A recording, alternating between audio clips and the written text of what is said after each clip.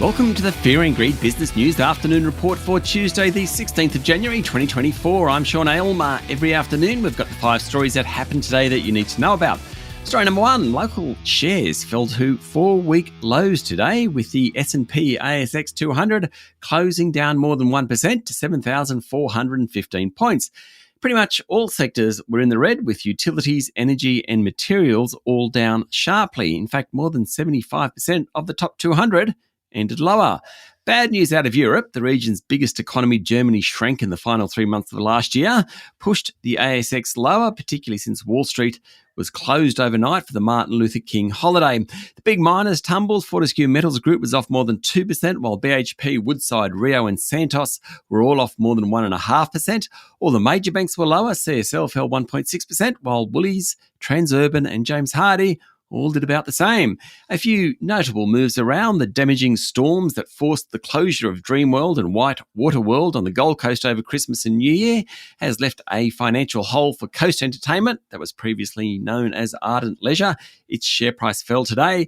Super Retail Group share price retraced some of yesterday's gains, falling nearly 3% following analyst downgrades after the company put out profit guidance.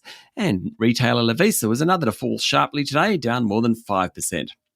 Story number 2, gas prices fell to a 5-month low overnight despite what's going on in the Red Sea. There's weaker than expected global demand and higher inventories that's putting downward pressure on prices. That's part of the reason for some of the energy companies' poor performance on the ASX today. Iron ore prices have also been falling for most of this year. Other commodities have been steadier, with Brent crude and gold largely unchanged over the past 24 hours. The Aussie dollar is buying just over 66 US cents. Story number 3, the competition regulator is considering suing a big supermarket chain for breaching consumer law as Labor pushes Coles and Woolies to give consumers and farmers a fair deal. Australian Competition and Consumer Commission Chair Gina Cass-Gottlieb told the Financial Review that the watchdog is carefully looking at potential litigation, saying it's possible there will be a court case brought in the next 12 months. She said the ACCC will not hesitate to take legal action against large companies and their key decision makers for doing the wrong thing by consumers. Labor last week announced a review of industry codes and told supermarkets to pass on lower wholesale costs at the checkout. Although the ACCC has limited powers to consider claims of price gouging, it is looking into was now pricing. That's the phrase, was now pricing, where chains claim to offer discounts on products but have engaged in deceptive behaviour, for example, by increasing the price for a brief period beforehand.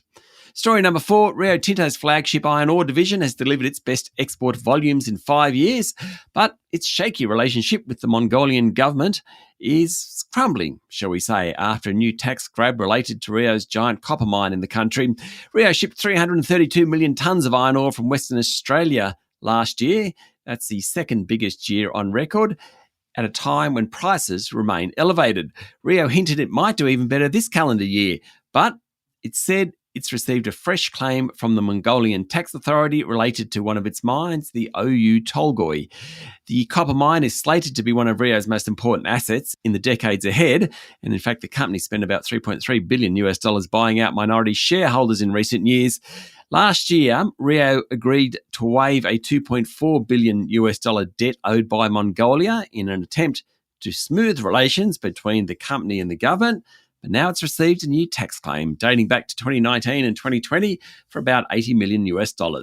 And story number 5, just a quick one. Congratulations to Aussie actor Sarah Snook, who took out the Emmy for Best Actress in a Drama for her role as Shiv Roy in Succession. Succession also earned the prestigious Best Drama trophy, and The Bear dominated comedy honours. That's it for the afternoon report for Tuesday, the 16th of January, 2024. Don't forget to hit follow on the podcast and find Fear and Greed on LinkedIn, Instagram, X and Facebook. Join Michael Thompson and I tomorrow morning for the Fast 5 by Fear and Greed, the top 5 business stories you need to know in just 5 minutes. I'm Sean Aylmer. Enjoy your evening.